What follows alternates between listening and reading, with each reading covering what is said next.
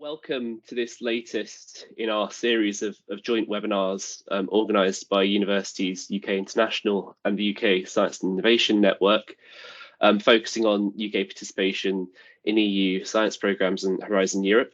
My name is Peter Mason. I'm Head of Global Research and Innovation Policy at Universities UK International, and I'm delighted that so many of you have signed up for this webinar and joined us this morning, especially the colleagues who've joined us from outside the UK. Here at UUKI, we're continuing to push for a positive conclusion to this whole process, and I think the level of interest in today's event demonstrates the importance of the topic and the shared will, I think, for progress on both sides of the channel. So the aims of today's webinar are twofold. Firstly, we're giving you the opportunity to hear directly from UK officials on the state of play regarding negotiations over UK association to EU science programmes, and also on the recent Pioneer prospectus and the UK government's proposed alternatives in case of a no-deal scenario. And also to give you the chance to ask your own questions about the negotiations and the Pioneer prospectus. So I'm really pleased to say that we're joined by two keynote speakers. We have James McLaughlin from FCDO, the director of the SIN Europe region, and Matthew Webster from the Department for Science, Innovation and Technology. We've got additional colleagues from the department and from UK Research and Innovation joining us for the Q&A after the main presentations. If you have any questions for either of the speakers or other colleagues on specific aspects of the association negotiations or the guarantee or Pioneer, then please do enter them via the Q&A box, which you should see in the top bar of the Teams app, and we'll try to get through as many of those as possible in the Q&A session at the end. And finally, just to note that the slides from this event will be shared afterwards, and the recording will be put up online, and we will share that link with everyone who's registered. So with no further ado, I'm going to hand over to James for an update on where we are with the association negotiations. So over to you, James.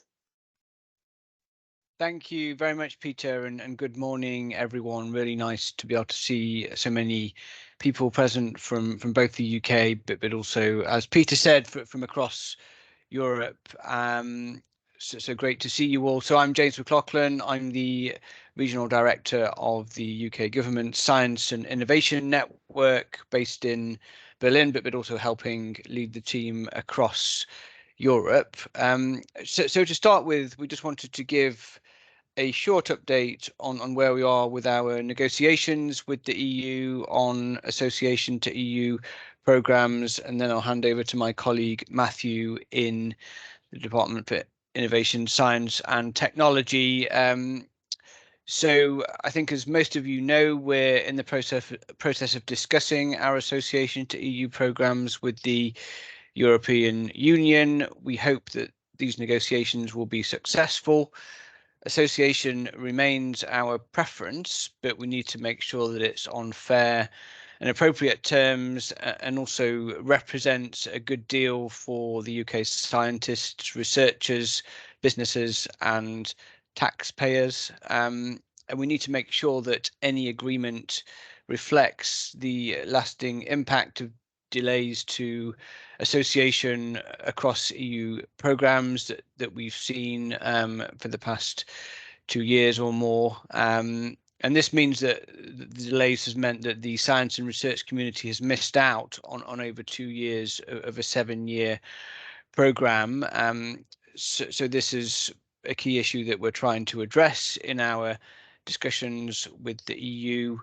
As I said at the beginning, we hope that these negotiations will be a success. This remains our preference, but we need to make sure that that deal is fair and appropriate.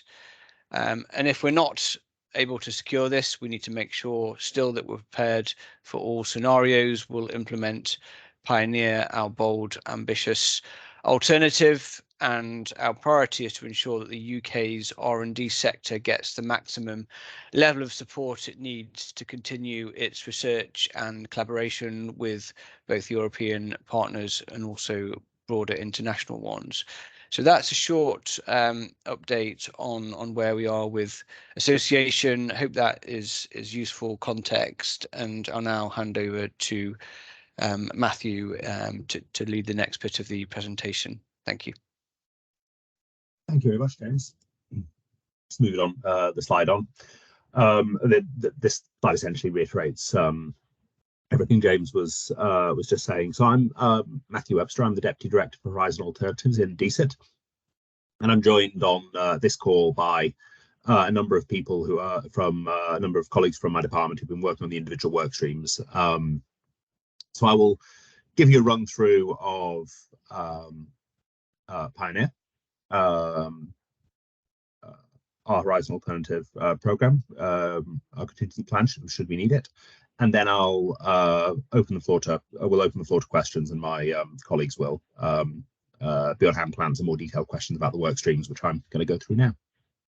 So, going to go for an overview of the Pioneer proposals, and provide an opportunity for you to give feedback and also talk about what stakeholder management is coming next and how you can get involved in that in the future. Just before I sort of dive into this, I will probably spend a reasonable amount of time going through slides talking about what Pioneer will do. Pioneer is not our preference. Our preference is Horizon Association.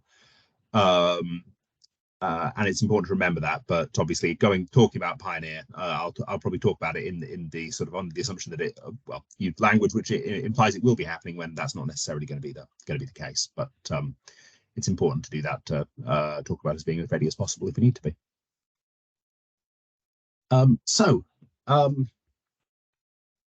Pioneer overview. On 6th of April, we published our prospectus on Pioneer, which hopefully some of you will have seen. If not, you can find it on gov.uk. And I think every time I've tried to Google search, it's come up reasonably quickly and efficiently. So it should be reasonably easy to find if you want to read that in more detail. This sets out our proposals for an alternative to Horizon, should we need to launch one. It's been developed with input from colleagues across government, from businesses, from universities, and probably through various sources, a number of people on this call. Quite a few people on this call, actually. The aim would be to deliver 4 interconnected programs covering offers for talent, global collaboration, innovation, and R&D infrastructure, which sort of underpins all of the rest of that. Supported by the Horizon Europe guarantee and a transitions package to ensure there's no or as minimal a gap in funding as possible. Pioneer would, if we launch it, receive the same amount of funding the UK would have paid if we had associated to Horizon between 2021 and 2027. This will total around 14.6 billion, which is the total amount that we give to each of the 4 work streams, plus what we spent on the guarantee so far and what we're likely to spend on the guarantee in future.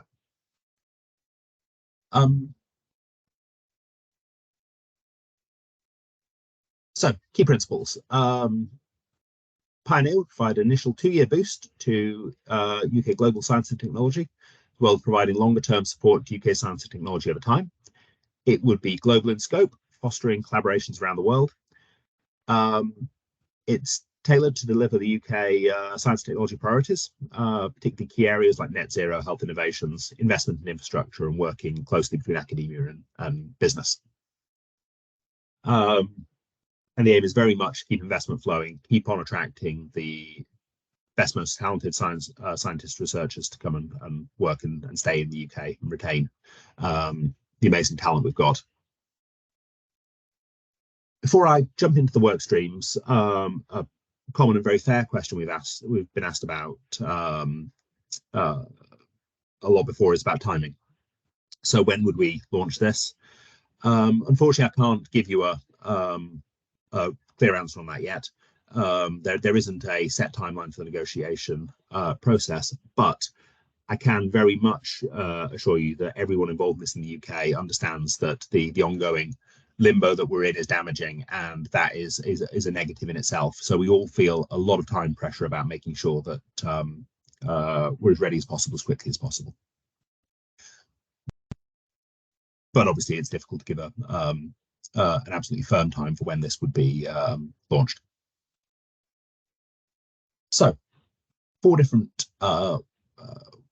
main program strands. First one is talent, which is about attracting and retaining the best researchers to come and work in the UK. Aim of this is to support UK researchers, strong emphasis on research-led, blue sky thinking research as well. Attract and retain the top researchers, providing high-value long-term fellowships with enhanced funding and flexibilities. And to enable global research collaboration, deepening our engagement with international partners and networks. So the offers composed of a flagship scheme at scale for talented researchers at all career stages. It's set out that's Pioneer Discovery, which is set out in the box at the bottom left of that slide. Open to talent at home and abroad. It's going to be delivered in partnership with UKRI and the National Academies, who and effectively delivered through the UKRI and the National Academies, and they've worked very closely with us in designing this and all other aspects of the program. So thank you to them as well. And there are a couple of people from UKRI on the call here as well. Offer would also mean participating in third country in programs we're eligible to from Horizon Europe, including parts of Marie Curie actions. Benefits provides researchers at all career stages with very long-term awards up to 10 years and high-value fellowships between 2 and 10 million.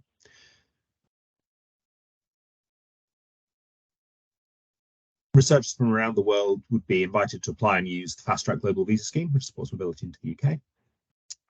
And we are developing and building on a world-class peer review system and a streamlined application process that we very much hope will mean that researchers will spend more time researching and less time applying for things.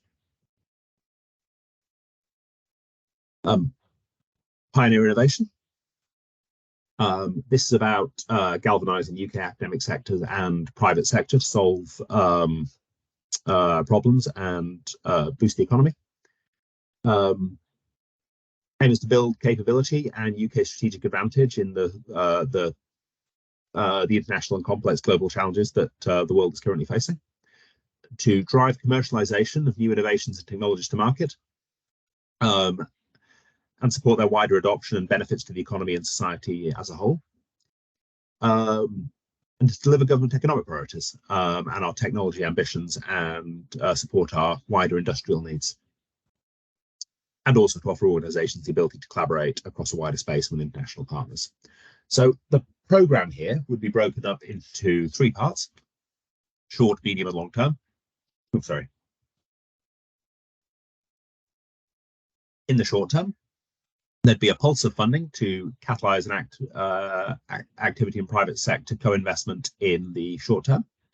Medium term, we would expand our technology missions to include telecoms and semiconductors, in addition to the recently announced ones on AI, quantum computing, and engineering biology.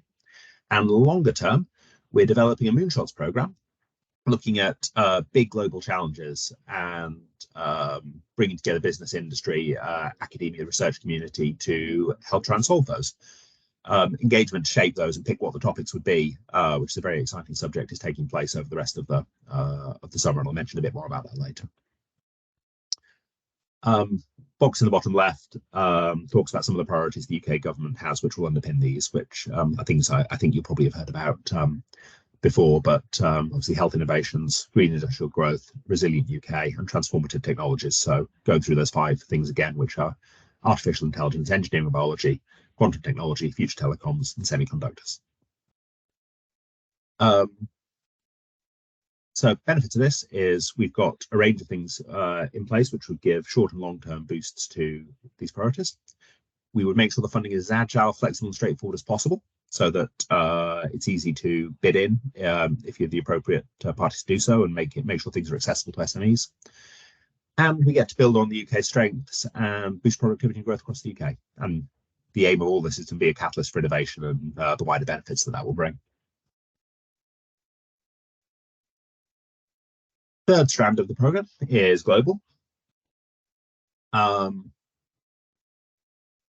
This is about fostering global collaboration on between researchers and institutions. We're going to fund a new range of opportunities for UK researchers to do international collaborations. This will support the government's goal to put science, research, technology, and innovation at the heart of the UK's alliances and partnerships we have with other countries, and create benefit for UK businesses and the research sector through doing that. And continue to work with Europe through these programs, and or European institutions and research through these programs, and through third country participation in Horizon Europe. So how would it do that? It would build on what's already been done with the International Science Partnerships Fund, and expand that out. Maintain collaboration, as I mentioned, with Europe and European institutions through third country participation in Horizon. Deliver discovery-driven investment to increase opportunities for UK researchers. Expand our investment into multilateral fora, so working with other forums to foster international collaboration. And increase mission funding for UK research to focus on providing affordable clean energy. Benefits of this, I think fairly obviously, are the ability to collaborate with a very wide range of groups in other countries. And most significantly through the expanded ISPF and through the other areas, increased opportunities to collaborate through multinational fora.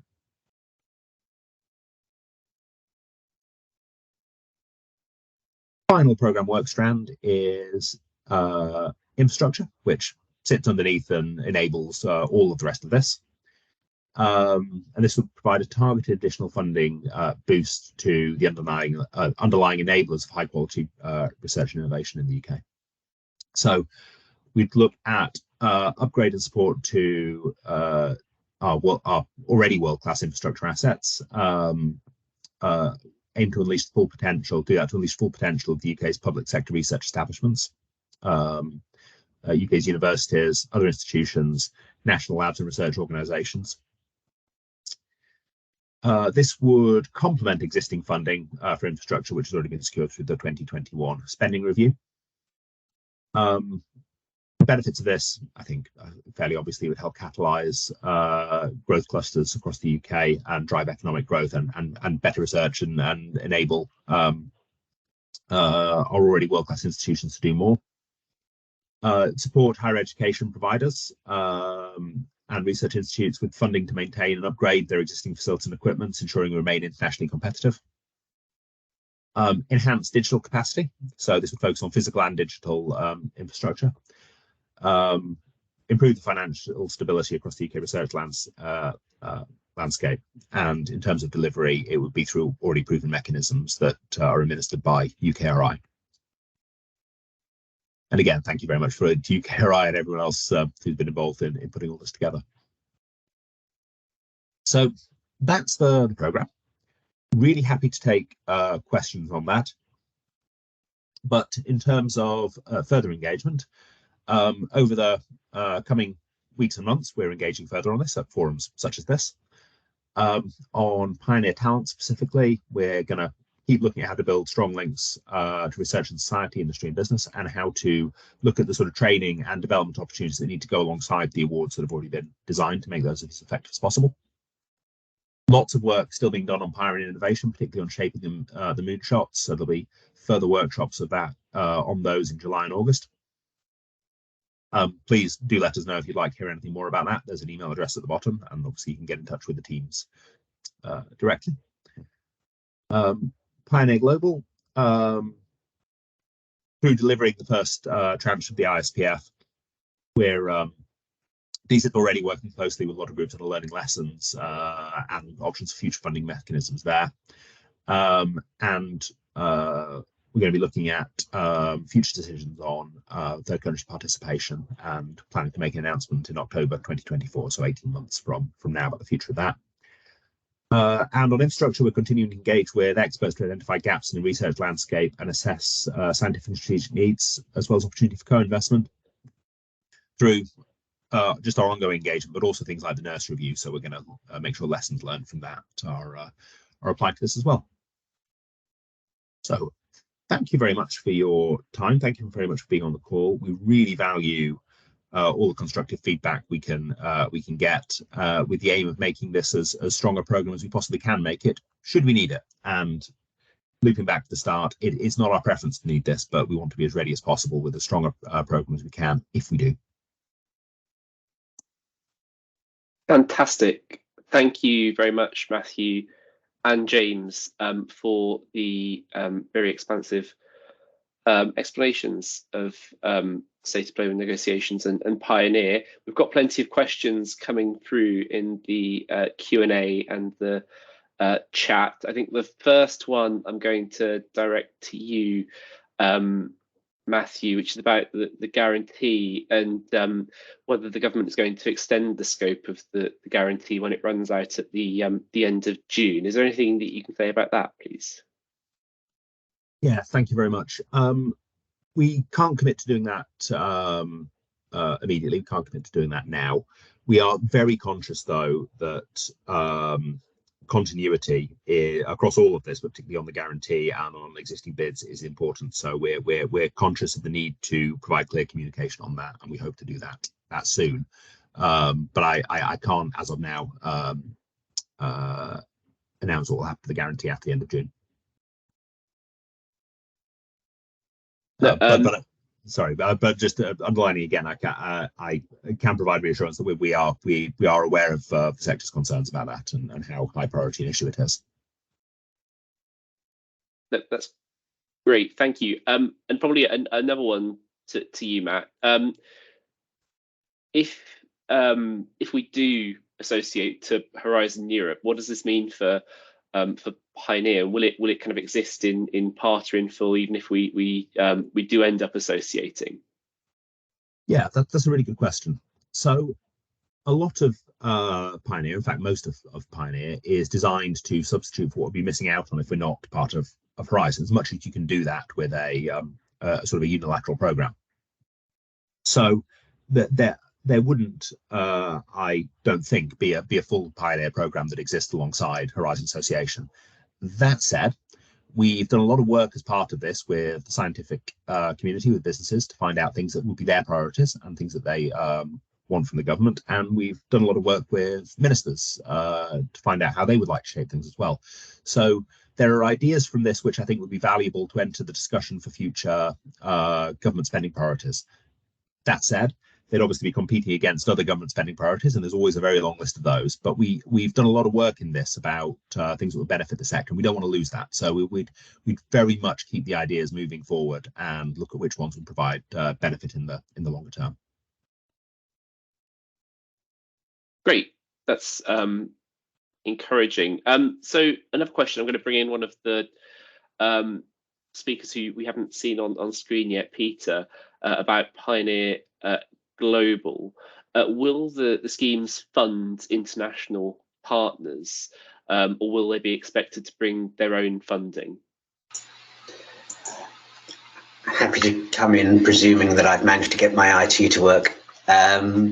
They will.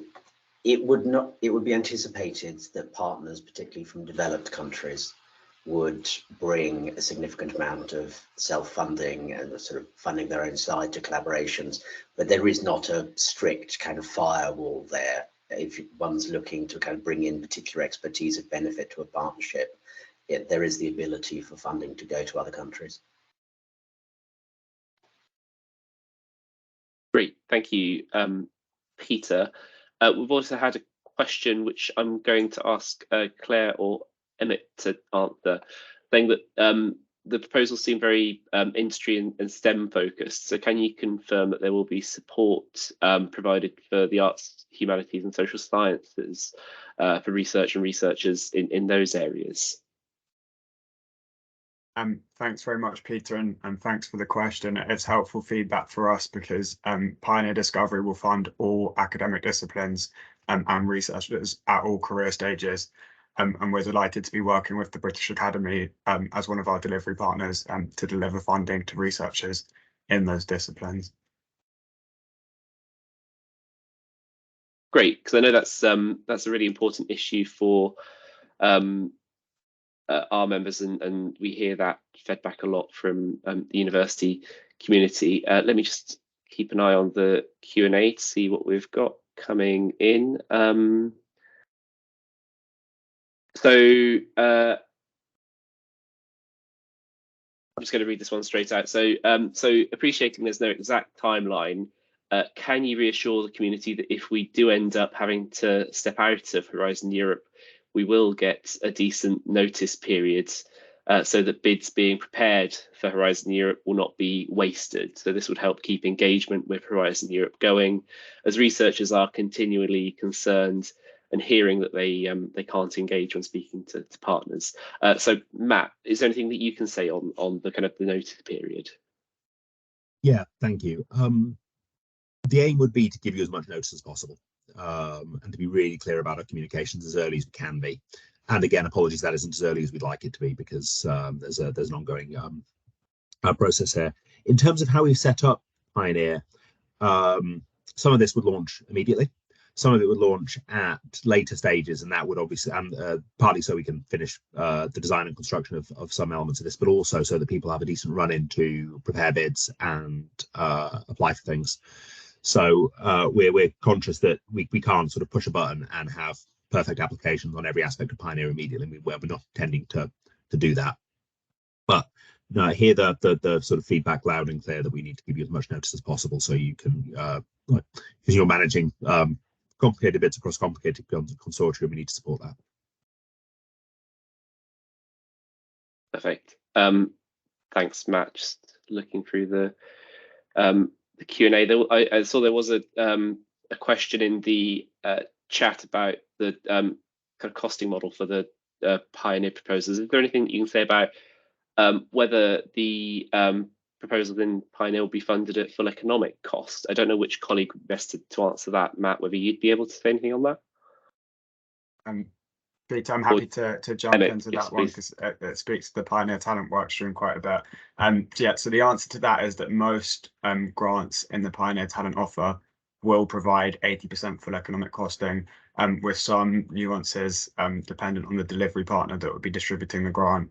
But full details on those exceptions would be published ahead of a Pioneer Talent launch. Great, thank you for that, Emmett. And perhaps here another question for Peter about, can you tell us what the target countries are for ISPF? Yes, absolutely. Or rather, I can give an answer to the question is perhaps the more honest answer. I think this ties into a question further down as well, if I see it correctly. Same gentleman, Colin McKechnie. ISPF is in a slightly unusual position, International Science Partnership Fund, in that it exists already. It launched in terms of funding calls in April, and it was announced in Japan in December. So the range of countries varies somewhat depending on the enlargement of the fund. It's something that in the case of Pioneer Global would be an enlarged vehicle.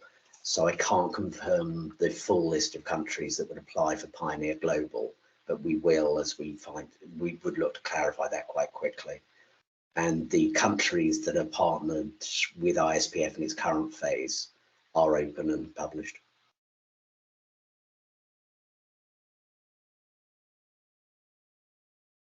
Great, thanks, Peter. Sorry, there's a lot of questions coming through, just trying to make sure I'm covering as wide a range as possible. There's a question here about the administrative burden from Gregory. How will the admin burden of reviewing and assessing bids be handled? So UKRI is already asking for a lot of triage at university level for lots of schemes, which puts a lot of pressure on institutions. Will Pioneer be adequately staffed? Matt, is there anything that you could say on that point in terms of the preparedness? So we've been working very closely with national academies and UKRI on these questions and on staffing that will be required. they're part of our program board, and they're sort of very intimately involved in the design of all of this, and that's one of the issues we've been picking up with them. So they'll be ready and in a position to do that. It will involve some ramp up of staffing for all those organisations, and that obviously provides an operational challenge. But they're prepared to deal with that. But I'm in saying that, I'm not underestimating that it'll be potentially challenging to do, and and there'll be sort of, I suppose, an adjustment and implementation period. But we feel we're as ready as we can be for that. If you have any specific concerns about that, then and about how that's filtering through to sort of a university assessor level, then please let us know about those, and we'll pick them up with UKRI and others separately. So I would be interested to find out about that if you have any insights. Great, thanks, Matt. Again, so just trying to keep on top of the questions. I would say that there's a couple of questions relating to specific projects, which I won't ask here, because obviously we won't have information about particular projects, and there is, if it relates to the guarantee, the UKRI inbox for specific queries. But let me just see if I can find another question to ask. So here's one. Does third country status mean that UK organisations can participate in co-funded international partnerships managed partly by the Commission? I'm not quite sure who to address that one to. Matthew, would you be able to answer that, or one of your colleagues? I think it might be a question for Peter of the Global Work Strand, if that's okay. Perfect, thank you, Peter. Forgive me, could I ask that to be repeated, as I'm getting my IT to function? No, that's fine. So the question is, does third country status mean that UK organisations can participate in co-funded international partnerships managed partly by the Commission? Yes, but not all. I think the understanding is that roughly sort of 3/4 or 2/3 to 3/4 of activity are available, but there are some restrictions on certain calls. Thanks, Peter. I mean, I want to actually, Christina at the UK Research Office, not to put you on the spot, is there anything else that you can add on the question of partnerships in Horizon Europe?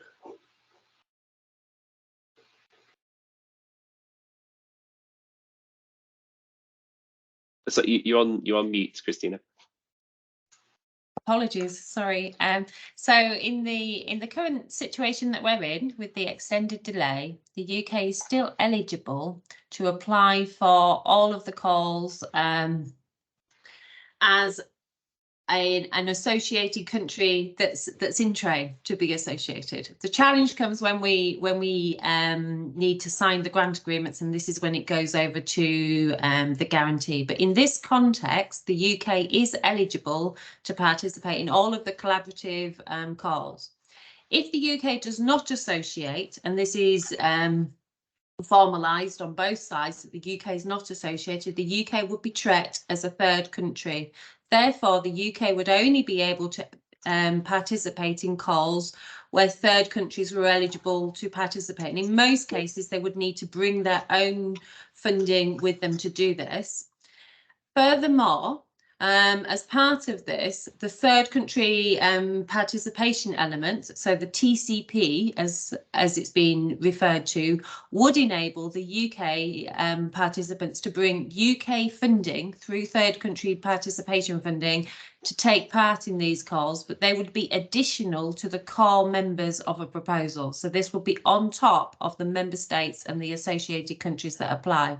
So in answer, there will be a wide range of calls that the UK can still participate in, but we would not have the status, if we do not associate, as an associated country. So therefore, they would need to be in addition to the minimum number of eligible partners. So I hope that helps answer the question. I think that the outlook is more positive than it might sound in some cases, because this enables ongoing participation, but of course it's not the same as if we're associated, where we would be able to both coordinate proposals, be considered as the minimum eligible number of participants and get the funding directly from the EU. Thank you. Thanks, Christina. So I've got a question here about the technology missions. They don't include climate change or net zero, some of the biggest challenges in the world, particularly in light of the news yesterday about the increase in global temperatures. Why don't the missions include climate change technology and non-technology? Perhaps that for Nikki or Sarah? Thank you. I'll come in on that. The technology missions have been chosen very specifically around where the UK is trying to crowd in very specific technology edge. And those 5 have been selected around AI, quantum, etc. And of course, we have an enormous amount of green tech programs that are run out of UKRI and out of DESNZ as a department. One of the key central moonshots, however, will be in green industrial tech. And the programme of starting those will be imminent, starting with engagement in the next few weeks with industry and the research community. But it's not a deliberate omission. It's a matter of picking areas that don't have current light shining on them in the way that green tech does across the UK economy. Great, thanks, thanks, Sarah. So a question, I suppose, about the broader landscape to Matt. Since Pioneer was announced, we've experienced a reduction in engagement from Horizon Europe partners because it has set an expectation that the UK will not associate. Are you doing anything to further dispel this impression? Matthew, or perhaps James, maybe you want to say something as well. Thank you. I'll have the first go, and then James, if you want to come in. I mean, that's obviously disappointing, and we're conscious that we're already conscious that the gap in certainty is having an impact on projects that you're bidding for, and that's why we want to resolve this as quickly as we possibly can. So the main thing which we'll do to resolve this is either associate back into Horizon or launch Pioneer and provide a certain basis for EU collaboration on the way forward. I think it's an important point to make, and we will keep on saying that, as we have on this call and in other forums, that Pioneer is not our preference, association is our preference, and we would like people to acknowledge that and treat us on that basis. So it's I think reasonably disappointing that you've been treated in that way. I think it's an ongoing kind of comms challenge for us to make sure that that's not what's perceived. James, would you add anything else to that? Yeah, I mean, obviously agree with everything you've just said, Matthew, and I think there's a couple of linked questions about, is there a timeline for these discussions with the EU? And as Matthew just said, we do appreciate that this delay, this uncertainty is not ideal. We haven't set a sort of a deadline for discussions as such, and neither have the EU, but our priority is to resolve this issue as quickly as we possibly can, which is why we're in regular discussions now with the EU. And as we've heard, association remains our preference. So yeah, we are attaching a lot of emphasis, priority to these discussions with the EU, and of course we'll sort of keep you updated as soon as we've got a bit more to say on that, and do appreciate it. The delay is obviously not helpful, but we're doing everything we can to try and progress these discussions with the EU at the moment. Thanks. Thank you, James and Matthew. I would say, just from a Universities UK perspective as well, I think this is something we're really keen to support in terms of ensuring that the kind of accurate information is disseminated across the European kind of university community through our networks, through bodies like the European University Association as well, who've been really helpful throughout this whole process. So if anyone has ideas of how we can continue to do that, then please do get in touch with us. We'll go back to the other questions. There's a question about the Pioneer doctoral networks, which I'll maybe address to Emmett. So could you provide some more details about the doctoral networks and eligibility, will we need to get researchers from outside the UK to participate, like with Horizon?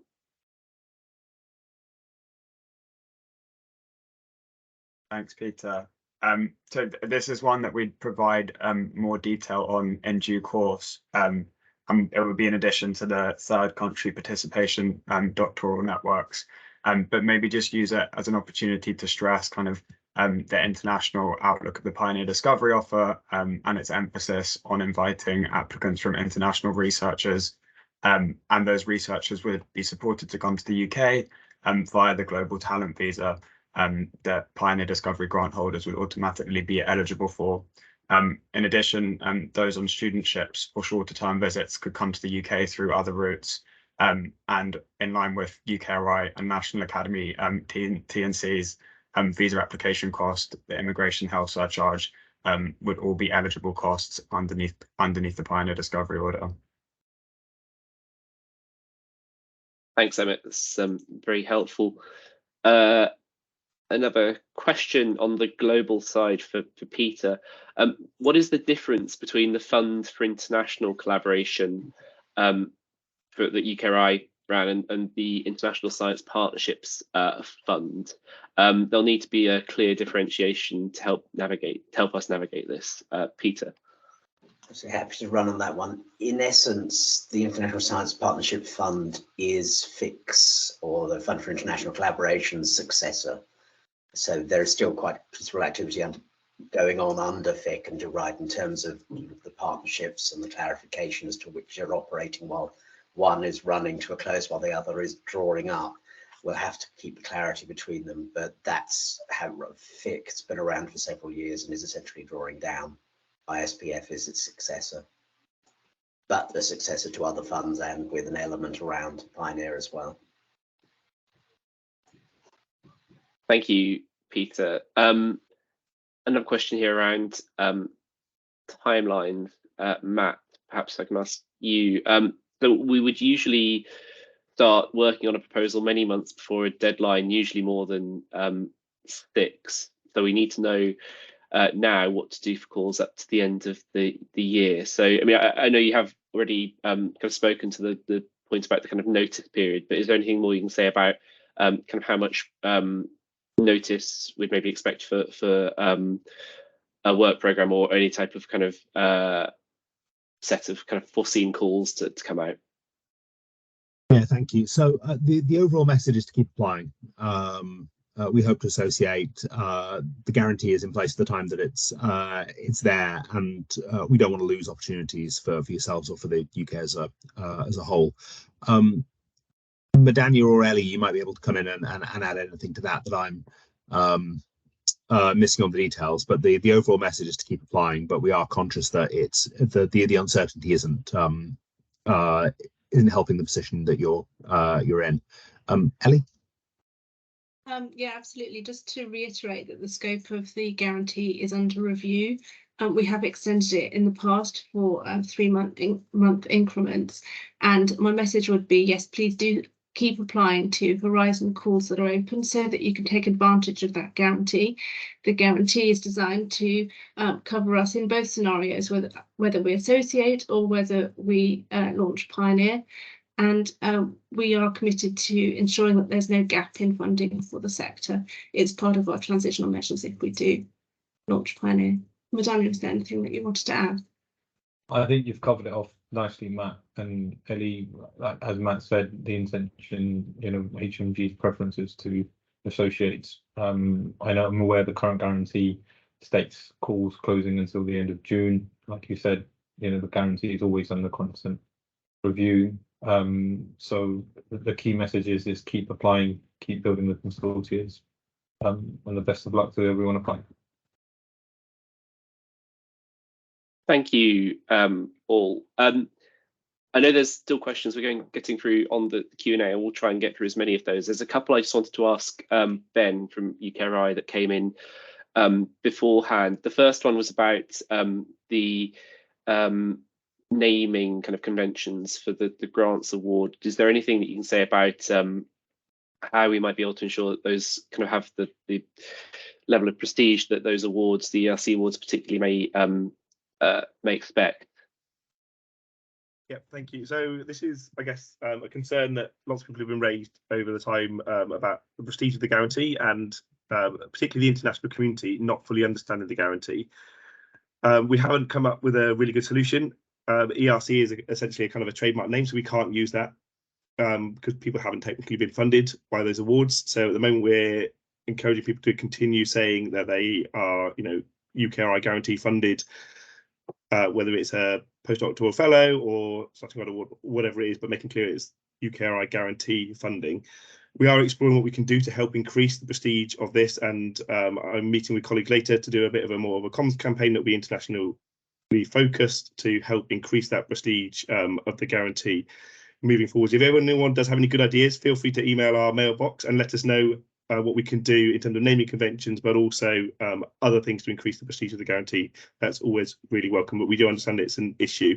You can say on your CV, for example, that you were successful in applying to that. Obviously, you can't say you were successful in getting the award because you had to decline it.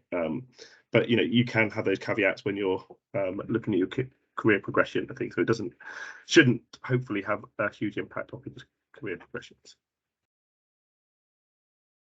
Thanks, Ben. And another one, if I can just ask, that came in beforehand about, there was a question about whether projects that have been funded through the guarantee could ever possibly be kind of reabsorbed back into the kind of commission management. Is there anything you can say on that front?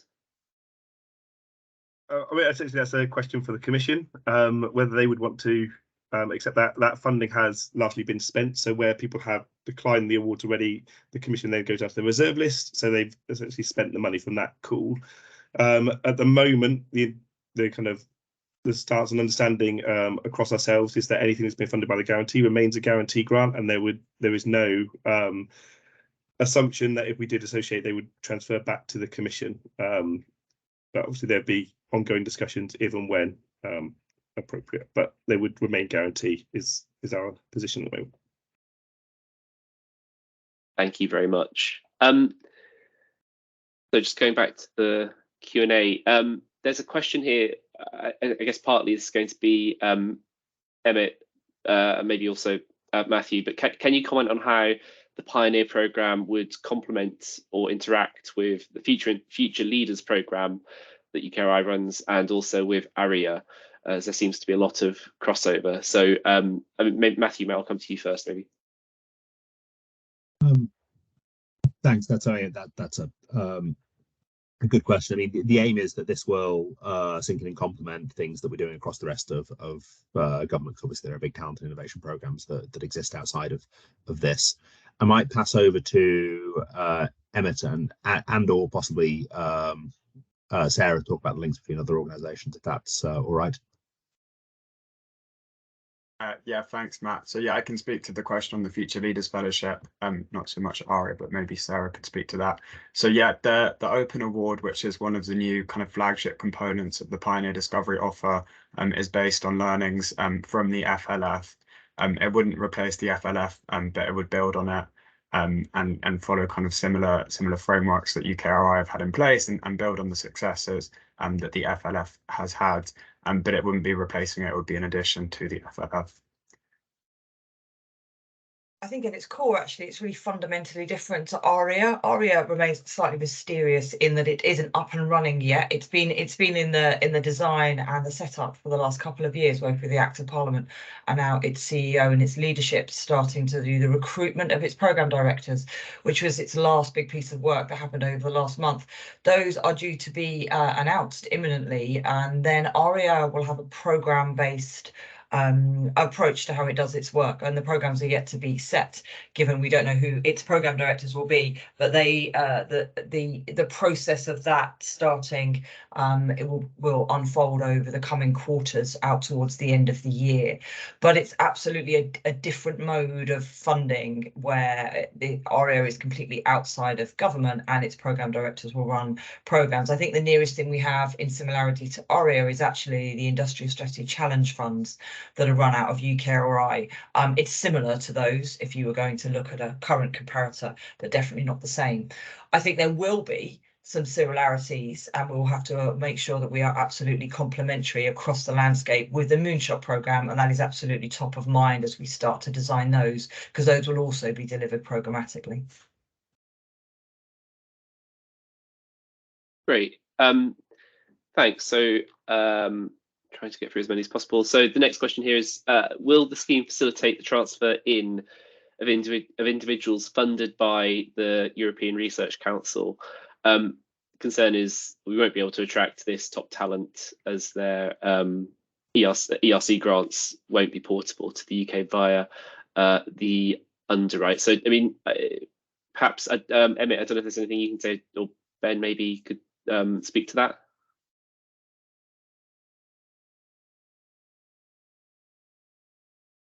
I think Daniel came on screen, but maybe his Wi-Fi's dropped. Yeah, Ben, so did you I want to can answer that, but shall I?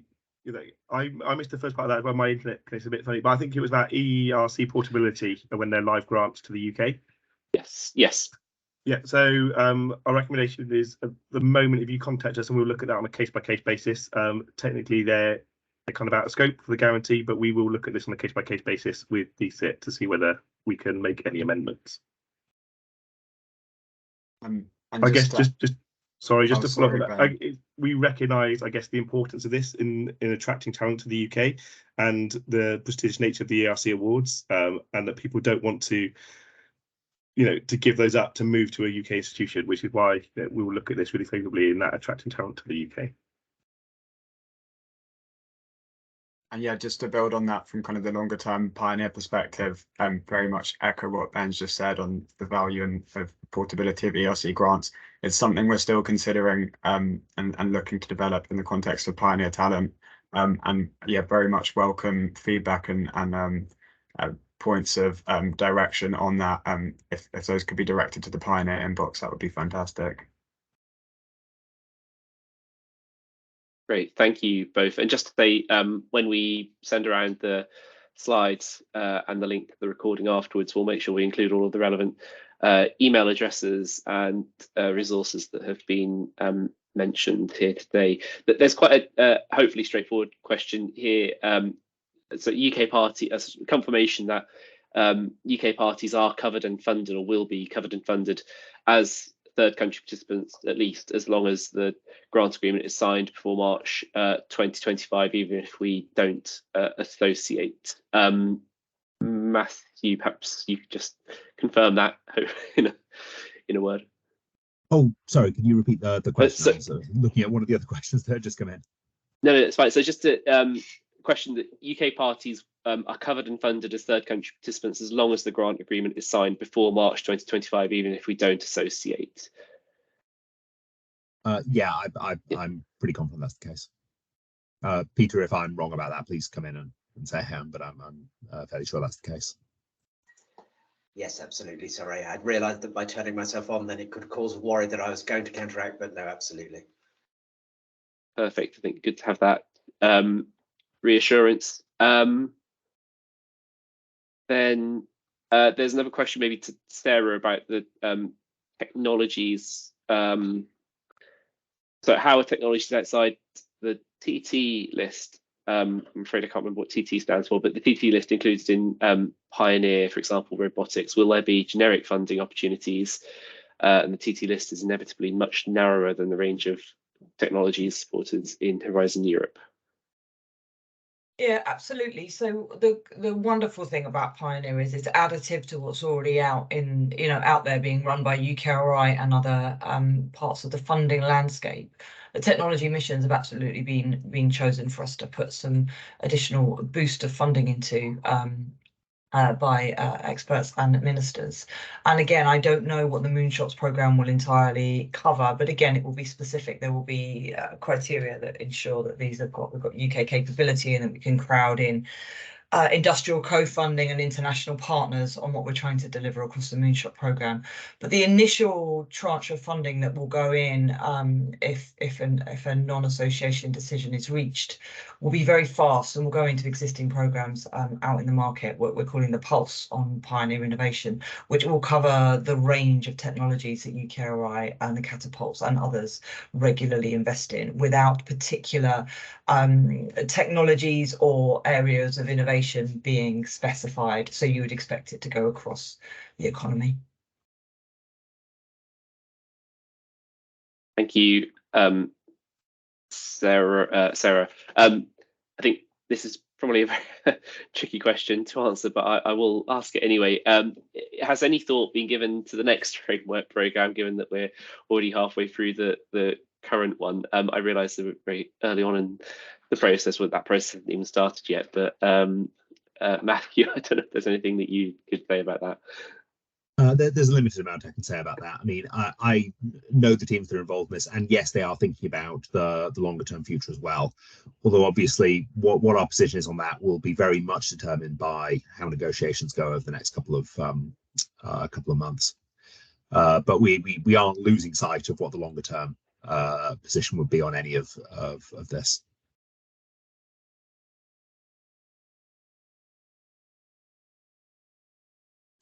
Great, thank you, Matthew. I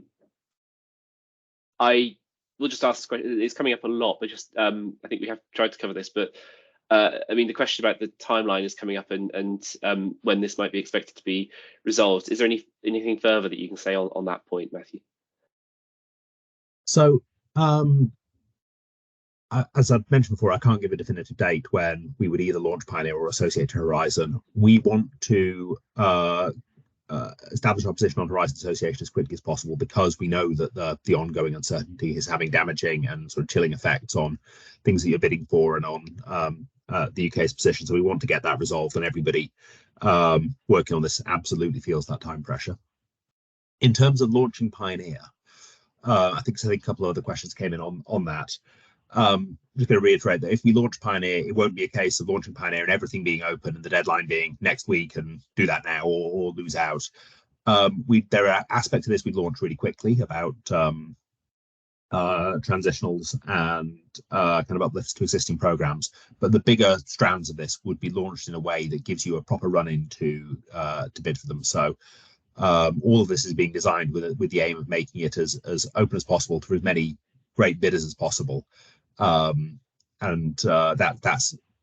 every bit as vital to its success as the other components of the program. So Pioneer may be launched if the switch to Pioneer may happen reasonably quickly, but the time you have to actually bid for the things you want to bid for will be we'll make sure that's sufficient. Thanks, Matthew, because we know that's again a really key issue for university community. I think I'm going to wrap things up there, because we're at 1 minute to. I realise that we haven't got through all of the questions, and I apologise that we haven't been able to do that. We have tried to get through as many as possible. We will try and find another date for another webinar as soon as possible, so we'll try and get another chance to go through more of these questions. And I appreciate that the we all want, and as I said at the start, UKI is continuing to press for positive resolution to this negotiation process. So I think all that remains for me to do is to thank Matthew, James, and the many colleagues. And I apologise, I'd probably take another 5 minutes to name everyone who's joined us, but thank you everyone who's pitched into the Q&A, and yes, we'll be in touch with all of everyone who's signed up after the event to share the slides and the link to the presentation. So thank you very much, and have a good rest of your day.